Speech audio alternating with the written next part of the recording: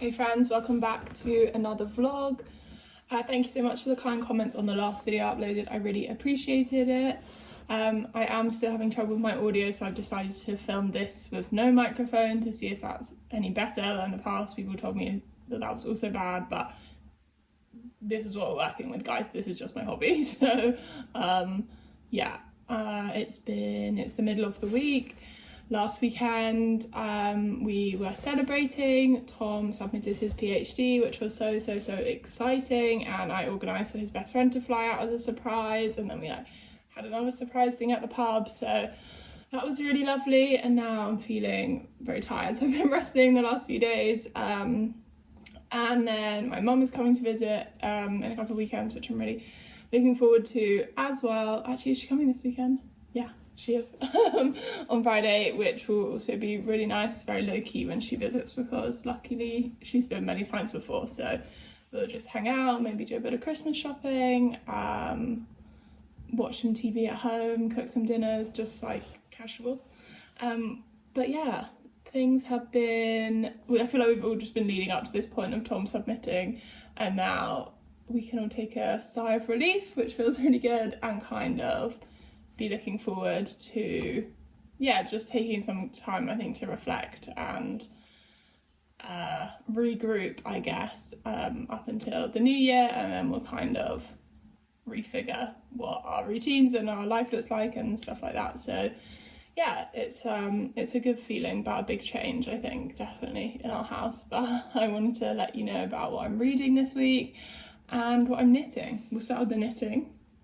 I just finished this adorable balaclava it's like a toddler sized balaclava. I think I made this completely off pattern. I pretty much self-draft all of the baby stuff I make, and then all of the, like, any accessories in general I self-draft. So I think this might be a bit big for her this winter, but I think I'll give it to her as part of her first birthday present. And then, oh, the sun's just decided to pay a visit after a very rainy morning. And then she can use it the next year. Although I don't think the head opening, I think, is a good size. I think it's more like the depth, perhaps. This is made out of scraps, all drops, except the lime green, which is Camara's Snuff Neg, which is also a similar blown yarn, super soft, super fuzzy. And I really love how the colours came out. I didn't plan the stripes at all. They're just kind of randomly organised. I think it's so sweet. I love pink and green, such a good combo. I don't think I have enough to make something for myself, although I do have quite a lot of this green left, so I could be tempted even to buy myself some pink to make a balaclava of my own. But I'm so excited to give this to the baby in my life that is soon to be one, so soon to be a toddler. So I finished that. And then, actually, quite excitingly, I started selling my bonnets on Instagram. You can commission me to make you a bonnet in like a really wide range of colours I could do. So I made this one up. It is grey and this sage green with big denim blue tassels. So yeah, it's really exciting. You can see what they look like on. I wear them quite often on my Instagram in general, so I've just started to make some for commissions, and if you're interested, you can DM me on Instagram. I am going to get a website set up. I'm like toying with the idea of selling on Etsy, but the fees are so much money that I think I would kind of lose out a lot on that, so I'm thinking about the best way to do it. But for now, I'm just doing it via like DM and PayPal, so that's been really exciting. This is my first of 4 I've got to do this week, all going to the UK actually, and also the triangle scarves I've had one order for, which I showed you the pink one a few weeks ago. So yeah, I'm mostly doing that, not really working on any personal projects right now. I did finish the jumper that I showed you in the last video, this simple raglan jumper knit in 2 strands of Drops Air. It's so soft and fuzzy, and I decided it did become Tom's PhD jumper, as I was literally finishing it as he was finishing, and so I duplicate stitch embroidered very messily, because I haven't done duplicate stitch probably since my GCSE textiles class, a doctor on the bottom, just because I thought that was quite sweet, and it reminds me, the duplicate stitching style like reminds us of a couple of knitwear designers and like this brand at Story MFG that we both really love. So yeah, he's so chuffed. He wore it to his little surprise celebration, and yeah, I'm really pleased it came out. It's so soft. I know it's going to pill a lot, but that's the trade-off for using such a beautiful yarn. So did I say this is 2 strands of Drops Air in navy? So that's my sweater project finished, and then like I said, I'm doing bonnets. I've got one more baby jumper to make, hopefully, and then a friend just requested a set of mittens for Christmas, so that'll probably be me sort of till the end of the year. And then we're going on a trip for Christmas, Tom and I together, first time in 5 years without his laptop, which I can't believe. But I need to pick a project to take with me because we're going to Thailand, which I think I put on Instagram because I was asking for recommendations, but it's been such a long time coming, such a long time planning, particularly with my health. Like, we've been really up and down this year to whether or not it was going to happen, but I'm just going to go with it and pay for the consequences later if I have to. But I'm really so excited to travel with Tom to somewhere far away, especially over Christmas. I'm not a Christmas person at all, so I'll be pleased to be away from it all and just to honestly celebrate like what a big achievement it is for him to be submitting his PhD, getting his doctorate, and like that's so impressive to me, and particularly with all the things we've been through in the last 4 years, that through all of that he's managed to do it. So yeah, I think we both feel very deserving of the trip and excited, and yeah, I'm nervous, but I think it will just be really wonderful and like very healing and good for us, good for our relationship, good for like the time and space we need to like think and talk and not be distracted by or have this like overarching stress going on. So that is, I need to find something to knit on the very long flight. That's also not like really woolly to be having while I'm there. So I think a little bit about that. And then reading wise, I am listening to the audiobook of Olga, what's it called? The Imposium? No, not Imposium. I think we'd pronounce it Imposium. I know it's translated from the Polish. It's written by this Olga Tokarczuk, who wrote Drive Your Plow Over the Bones of the Dead, which is a book I love. And this is, the subline is like a health resort horror story. I was put off for a while about it being too horror for me, but I wouldn't call it necessarily horror in the traditional sense of the word, but it does feel similarly in tone to how Drive Your Plow did, that sense of foreboding, of angst, of definitely death and supernatural feelings. But it follows 2 men mostly, but a young man who is at a sanatorium health resort type place pre-World War One, I think it's at, and there's a murder or a murder-suicide and various conversations going on about the resort, about how it happened, why it happened, and all of it pretty much centres all around male characters, and it's a lot about gender and about power and control and religion and all the things that she writes in her other works about. I'm only about 30% in, so I'm still getting to grips with it. It has a lot of tangents, which so did Drive Your Plow, but it feels very centred around like slow male violence in this way that our characters are so unaware of. It is really interesting, so I'm enjoying that, and I'll probably have more thoughts on it when I'm further in. And then I'm about 100 pages into The Joy Luck Club by Amy Tam, which I spoke about in my last videos, picking up this copy. And I'm also really enjoying this. It's taken me a while, I think, to find my rhythm with it, but I don't think that's the fault of the book. That's honestly just because I haven't really picked up and I know this is the last video you watched me read a book, but it's been weeks since then and I haven't really picked up anything since. So I'm still definitely finding my reading groove again and feeling like I don't really have the brain power for a lot of reading. So I'm trying to find more pockets in my week where I can read that isn't just before bed, because I feel like when I leave it that late, I honestly don't have the concentration. So this follows 6 different women, 3 different families, mothers and daughters who are all American Chinese, So we have the mothers who all came to America from China at different points in their lives, and then have all had like first gen Chinese American children, and who have grown up in like the San Francisco Bay Area, Chinatowns around those cities, in various levels of middle class, lower class professions, and then we meet the adult women, like the adult children as now they are women, and talking to their relationships with their mothers. So it's intergenerational for sure, and it took me a while to sort of click with who was who, because it switches between perspectives. So we have 6 different points of view, which is quite a lot to maintain, particularly because it's not an overly long novel.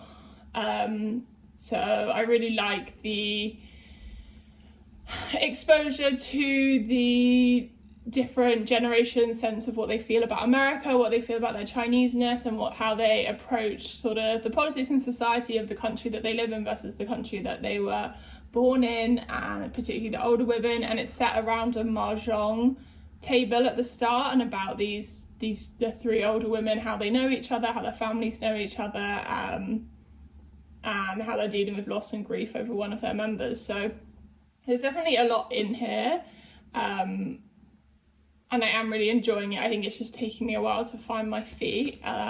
This was published in, let me tell you, first published in Great Britain in 1989, and it's set in, well, as early as like the 30s in China, and then into the 70s and the 80s, and it says it's going to talk about like the AIDS crisis in San Francisco and those like big social justice political movements around that time, and how that impacts the families. So yeah, I'm looking forward to getting a bit deeper into that, but yeah, it's a good time so far. I think that's all the updates I have for you. I am going to take a nap, which is what I usually do of an afternoon, and then get on with the bonnet knitting I need to do, send a few emails, and I'll catch up with you hopefully when I've read a little bit more of both books.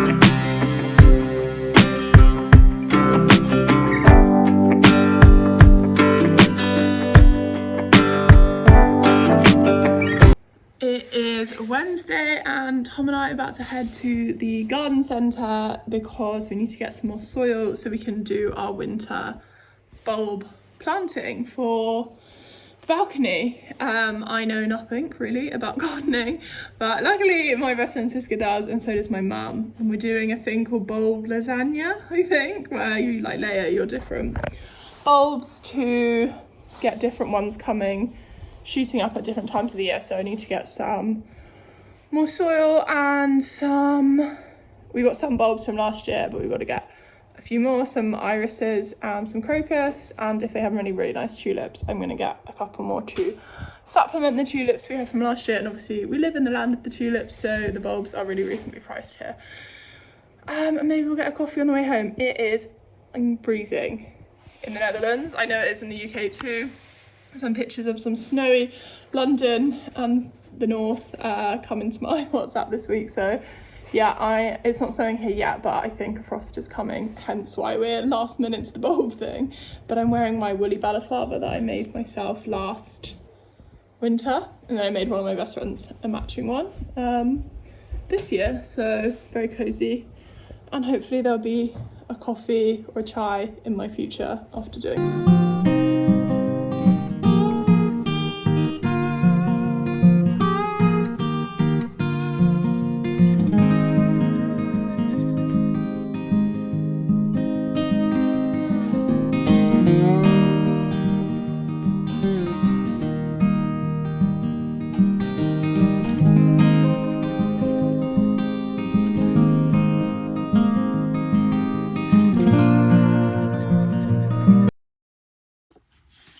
To quickly show you guys 2 books that my mum picked up for me. She recently went to the States on a trip, and looks like I've got no top of my head, and she asked me if I wanted anything, and I requested Justin's Vanilla Almond Butter, which is my favourite almond butter of all time, and I asked her to look out for some books, and these are the ones she managed to find. I got Housemates by Emma Copley Eisenberg. Followed Emma on Instagram for a while and really like some of her commentary and articles she writes, and this is her first novel, I believe. It's about two young housemates on a road trip to discover themselves, about found family in fractured America. It says, when Bernie replies to Leah's ad for a new housemate in Philadelphia, the two begin an intense and defiantly uncategorizable friendship based on a mutual belief in their art and each other. Both aspire to capture the world around them, Leah through her writing and Bernie through her photography. After her former photography professor, the renowned yet tarnished Daniel Dunn, dies and leaves her a complicated inheritance, they volunteer to accompany Bernie to his home in rural Pennsylvania, turning this jaunt into a road trip, an ambitious mission to document America through words and photographs. So yeah, this is a lot about queerness and freedom and art, and yeah, I think it sounds like it's going to be really fun but also really insightful, and I'm a sucker for the cover, which is like the main reason why I chose what book. This isn't actually published in the UK yet, but when my mum asked me what did I want, I was thinking, what good US covers have I seen recently? And this is one of them. And then I chose Worry by Alexandra Tanner. This is a funny internet type novel, I think. So it says about two sisters turned roommates on the absurd world on the verge of calamity. It's March 2019 and 28-year-old Jules, anxious, artistic, frustration and internet obsessed, has been living alone in the apartment she once shared with the man she thought she'd marry when her younger sister Poppy comes to crash indefinitely. Poppy, a year and a half out from a suicide attempt only Jules knows about, searches for work and meaning in Brooklyn, while Jules spends her day hate scrolling the feeds of Mormon mummy bloggers waiting for life to happen. Then the hives that plagued Poppy since childhood flare up, Jules' uterus turns against her. Poppy brings home a maladjusted rescue dog, and then the girl's mother, a newly devout Masonic Jew, starts falling for the same deep state conspiracy theories as all of Jules's online mummies. She half-heartedly struggles to scrape away to the source of her ennui. I always struggled to say that word, and then when it was in Inside Out 2 they said it so often I lost any meaning of it. Slowly and cruelly coming to blame Poppy for her own insufficiencies as a friend, a writer and a sister. So many of the things in this book tick my block: the conspiracy theories, the Mormonism of it all, the discussion of frank mental health. So I think this could be funny and strange and, like it says, absurd. So that's Worry. I hope to read a couple of these soon. That's what I had to share with you. I am off to meet my mum for some breakfast and do a bit of Christmas shopping, and I'll see you when I next finish a book. I have like only 50 pages left of the Joy Luck Club, so I'm going to try and finish that soon.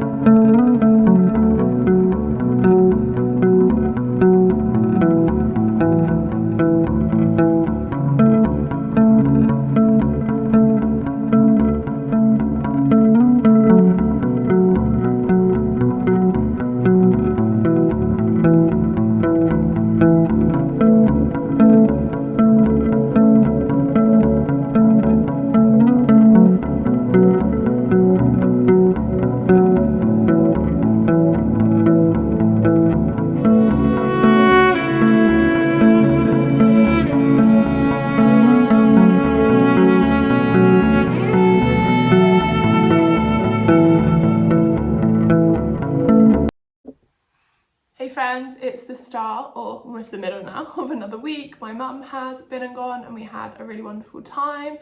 And I did acquire more books, as I always do when I'm in the company of my mum. So I say to my friends, how can you tell my mum's been here? Because my apartment is covered in flowers, my fridges are stocked with fancy cheese, and my bookshelves have no additions to them. So good or bad, we are now in the company of some new reads. A couple were not bought. This is The Trunk by Kirio Ryong, and this was sent to me by the publisher at Doubleday. It's a translated Korean story about I think an assassin, perhaps. No, not an assassin, I'm getting muddled. This is the one about the high-profile dating agency. I think I put it in a radar video, I can't quite remember. but it follows a young woman in her 30s. She's never once been in love but has 5 wedding rings. She takes a job at a matchmaking service where she's part of the secret marriage division, renting out as a field spouse, which gives elite clientele the opportunity to involve a wedding, some sex and a spot of housework tailored to their desires, no legal battles or emotional baggage. However, one of her old husbands, a mysterious high-profile music producer, requests her back for another year of marriage, and so her dark past begins to unravel. As it says on the cover, this is now a Netflix series, which sounds like it could be brilliant, so I must get to reading this first.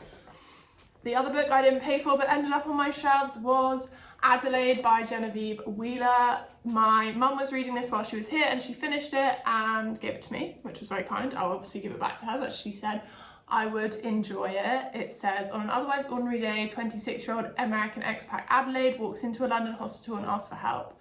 Something's not right, she doesn't feel like herself anymore, and for the past year she's been dating Rory Hughes, the charming man she met when she was least expecting to fall in love. Does he respond to her text, honour his commitments, make advanced plans? Sometimes, rarely, and no, not at all. But despite everything, Adelaide is convinced he's the one. But when tragedy strikes unexpectedly, their relationship crumbles and she realises she doesn't want to live without him. So this is like very much a lost woman on the edge. My mum said it took her a while to get into it, but in the end she really enjoyed it and thought the writing was great. So definitely like a quick weekend read, I think. And I'm definitely missing a couple of books like this on my shelves, so glad to have this one. And then we went to Skeltimer, which is one of my favourite bookstores in the city. I really like it, it's definitely the biggest. And my mum is like, I wish I had the books to show you that she bought. I can tell you I convinced her to get the new Claire Lombardo, and she bought Tove Jansson's The Sculptor's Daughter. She's a big Tove Jansson person, which I'm going to borrow from her afterwards. She definitely is like a book, I've said before, she's like a very greedy reader. She can read loads of books all at once, and then like in her everyday life she doesn't read a ton, but if she picks up a book on a weekend she'll just stay there all day and finish it. And she reads a ton when she travels. She's taking a trip this Christmas separate to the trip that Tom and I are taking, so going on her own holiday, and she was like, I've only got like 6 books on my shelves I haven't read, so that she wants to read. She does buy a lot of books that she aspirationally wants to read, like 600-page tomes about the Vietnam War, but in terms of everyday literature she will buy a bunch, read them all and then start again, so it's really fun to go book shopping with her. And that's how we were convinced to pick up some books. Tom got a new Louise Erdrich. I showed you his last one he bought in a recent video, which he really loved, and now he's gonna sort of make his way through her backlist, which is really exciting. So he got a new one of that, and then he got Munich by David Peace that he's really been wanting to read, which is about the Munich air disaster at Manchester United. It's like a football novel. I went for a couple of different things. I picked up The Age of Vice by Deepti Kapoor. This is a like Indian saga set around like a high-profile crime family. I've had mixed reviews on this, but it sounds like the perfect book to read on holiday, and so I think I'm going to take this on our trip. It's like compact because it's paperback, but it's long, so we're really limiting our luggage for our travels, so we're picking like 1 physical book each and then our Kobu, so this will be my physical read. I'm definitely getting my like bang for my buck by taking this. So it says, meet the Wadia family, loved by some, loathed by others, feared by all. Among lavish estates and decadent parties, predatory business tactics and political manoeuvring, 3 lives become dangerously entwined. RJ is a watchful servant born into poverty who rises through the Wadia ranks, and Sunny is the playboy heir who dreams of escaping from and outshining his father, and Nita is the inquiring journalist caught between her morality and desire. A world fueled by lost pleasure, greed and yearning, revenge and violence. How will these connections become a path to escape or annihilation? It says it's an addictive but socially conscious thriller portraying contemporary India, so I think that could be fascinating. Oh, my mum also picked up The Namesake by Jhumpa Lahiri, which I also hauled recently, and I saw it in the shop and I was like, oh, you should buy it, we could read it for our book club book for Christmas, because we like to read a book together when we go on holidays, and even though we're going on separate trips this time around, we thought we could like virtually read a book together. So I was like, great, get it, I've already got it at home, and she loves Jhumpa Lahiri and she hasn't read her debut. And then we rock up at breakfast the next day and she's like, oh, I forgot we were going to read it for book club. I've already read the first 50 pages in bed last night. So We need to pick a new book to read for our travels, but I'm glad she picked it and I'm glad she liked it because I really want to read my copy soon too. So then I got The Age of Vice, and then I picked up The Lodgers by Holly Pester. This is a, I think, funny satirical book about, as it implies, lodging. I think it's like commentary on the housing crisis and sort of exploitation of renting. It says, a woman returns to the small English town she grew up in to live in a sublet flat that overlooks her mother's house. Anticipating a visit from a landlord or an arrival of her housemate, she's always on edge, and her thoughts return to the rented room she's left and the life she imagines the new occupant in. The minor dramas of temporary living are prized open and ransacked in an experimental and stylish novel examining a life lived in other people's spaces. A subtly political story about the dislocation in contemporary Britain, and a debut from one of the best poets of our generation. So yeah, lots of ticks here. Poet being from poetry background isn't like, I always enjoy novels by poets. I just realised my copy's quite dirty. A short read and commentary on housing, all very interesting to me. So that's where we're at with new books. Oh, I want to show you my knitting. I started mittens last night. I'm like not mad on the colour. I know I want to do orange and grey. These are for my friend's Christmas present. I should have said first. Ellie, if you're watching, because I know sometimes you watch the videos, you're going to spoil your own Christmas present. And that's fine if you want to do that, but I'll be disappointed in you. So you have to act surprised when I give them to you. Let's give time for Ellie to turn off the camera, to turn off her YouTube. These are where I've got so far. So I've split for the, oh my god, I've got so many ends to weave in. Split for the thumb gusset, and I'm making my way up to do like, I was kind of going for like a varsity stripe thing. Can you see? So it's like an orange cuff with the grey and then a main grey body, and then I'm doing another set of stripes up here. I don't know why, like something about it isn't working for me. It just feels quite jarring the way it goes straight into the, I don't know. I'm too lazy to undo them just because mittens aren't my favourite thing to knit. I use the Tin Can Knits free knitting pattern. I think it's called the simplest mittens in the world. It's so great. It has so many different gauge options and weight options and sizes. You don't need to buy a mitten pattern, like that one's perfect, and you can just add the striping. I'm adding myself obviously, but yeah, I'm doing this in drops in a pool held with kid silk mohair to create a really nice fuzzy and like dense mitten. My friend wanted them to wear when she cycles to work, so I knew I wanted something that was pretty heavy duty, so I'm knitting this on a 5.5 gauge. It's 2 strands of Nepal, 1 strand of mohair, so it's pretty thick, which I think is good. And I'm knitting the size adult small because the adult medium cuff was really loose, and I think nobody wants a loose mitten, so I am doing that. It doesn't look like much right now, but I'll show you them when they're finished. And I just ordered a bunch of yarn for a new set of orders. Someone just ordered a matching adult and baby bonnet in pink and red stripes, which is going to be adorable. That's like probably my favourite order I've had so far. So I'm waiting for the yarn to come in for that. And I wanted to tell you that I finished the Joy Luck Club. I liked this, I didn't love it, I wanted to love it more. To me, this novel reads more like a set of interconnected short stories. There were so many different facets of these different families that I was interested in, like the mother who came from China, where she was like, her mother was a concubine and sort of living in high society, and the rituals around class and sort of women's rights was fascinating. And then the story of the young girl who was a chess player. Like, we got all of these little stories, but they never amounted to anything because we sort of fast forwarded them to right now. So I felt like a little hard done by, I guess. This wasn't, and maybe that's my fault for anticipating this more of an intergenerational family saga than it is. But I felt like, yes, each of our families and each of our women appeared in each other's stories and each other's chapters, but I didn't really feel that integral sense of togetherness that you get when you read these kinds of, or you find in other types of stories like this. I felt like it felt quite disparate.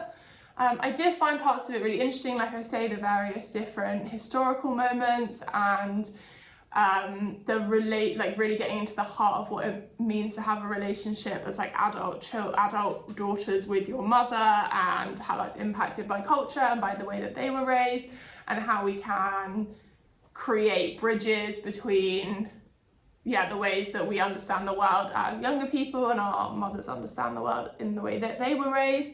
But I just wanted more, I guess. That's what I felt like. I wanted a little bit more substance. I felt as soon as I was getting interested and attached to a certain storyline or moment, we were moved back to another piece of the story, of someone else's story, and it felt a bit like whiplash at times when we were moving between time and space so briskly. So that was a bit of a shame. It would be like a very middling book for me. And even on the back, when it says, like, it talks about downtown San Francisco in the age of AIDS, like the AIDS crisis is mentioned once in these like disparaging and homophobic comments about how people were understanding AIDS at the time and how the Chinese American community were understanding AIDS and gay men, but it just felt, like, to put that on the back makes it sound like it's a big moment in the story, but it really is just like a passing comment about a hairdresser who's queer. So I suppose it felt like, that I didn't also really enjoy, so mixed feelings. Would love to know if you've read this. I know I have like a couple of people who've said this is their favourite book, like one of their top favourite books ever, so I'd love to hear your thoughts on it, because I guess a bit of a disappointment, but I'm glad I read it because I think it's one of those ones that like lots of people talk about and know, so glad to have it off my shelves. I've also painted my nails, gone for a Fitzcarraldo blue to match my wrist brace, very nice. But I then ended up starting last night Worry, which I showed you probably a few minutes ago, which my mum picked up for me in the States. This is the book about the two sisters living in New York. One of their sisters is recently recovered from a suicide attempt and the other sister is reeling from a heartbreak, and they have a very complicated relationship with their mum. I will say, a couple of things to say so far. Firstly, I understand that a lot of people talk, and particularly I noticed this when I watched like influencers online, they say that, he was like this and she was like that, and then like I did like, and I know a lot of older people, and I even remember my granny pulling me up on it. I know it's a natural sort of intonation and the way that people speak, but I don't think I've noticed it written in speech, like in a novel, in dialogue, as much as I have in this, and I found it so jarring to constantly read it. And I know that's the way people talk, but I maybe don't think we need to be that hyper-realistic when we're writing dialogue, because it just made the characters sound really silly in places, and it was almost just like so glaringly obvious I couldn't look past it. So that's just a small thing. Also, I will say, because we are thrown into the family dynamic of these two sisters, and we know that they have complicated relationships with their parents, but I will say their mother, I find so flat in her disdain for her children, like, because we don't meet her, we only see her through the interactions, mostly via text message and FaceTime call with her daughters. I find the way she speaks and her attitude almost unbelievable. Not that mothers can't be cruel, and I've read many books and also in real life know those experiences from people, but I think because we have no relationship to the mother, ourselves as the reader and her on page, it feels unbelievable. It just feels very out of pocket, some of the things she'll just randomly phone them up and say, you two are the worst for each other and I hate the trainers that you wear, and then put down the phone, and you're thinking like, okay, like obviously perhaps the mother is mentally ill, we don't know that yet, but it just feels, I'm not sure, half-baked, I guess, as a character. I am really enjoying the sister who is obsessed with the Mormon mummy bloggers. I don't know if you guys, I have spoken before about how much I love Mormonism, and obviously I watched Secret Lives of Mormon Wives, and then proceeded to watch 10 to 20 more hours of people talking about Mormon wives on the various Mormon or like ex-Mormon podcasts I listen to, people reviewing the show. So I'm deep in it, and I love how specific Alexandra Tanner is getting with the Instagram stalking of the Mormon mummy. She talks about the ex-ballerina turned homesteader, which we obviously all know as Ballerina Farms, and it feels really funny and contemporary in that sense, because it's just so precise, the types of comments that she's making while she's stalking these women online. but I'm only, I think I'm about 60 pages in. It's reading really quickly. It's definitely like a low-key and easy read so far, although covering some topics but with dark humour, which I always find much easier to read. But I would say it's staying quite surface level for now, but I am really enjoying it. So I think that's all I have for you in this video. I'm trying out doing a shorter sets of vlogs that maybe I can upload more frequently. So you'll probably see me review The End of Worry in my next video, and I will catch up with you then. Let me know if there's anything else you'd like to see in the vlogs. I'm not really going out and about that much in coming weeks, but we're gonna do some cozy things at home. I'm going to the cinema this week to see Wicked with my friend, which I'm so excited about. And there's lots of other things we also want to see on film and catch up with. So yeah, I will see you all in the next one. Bye.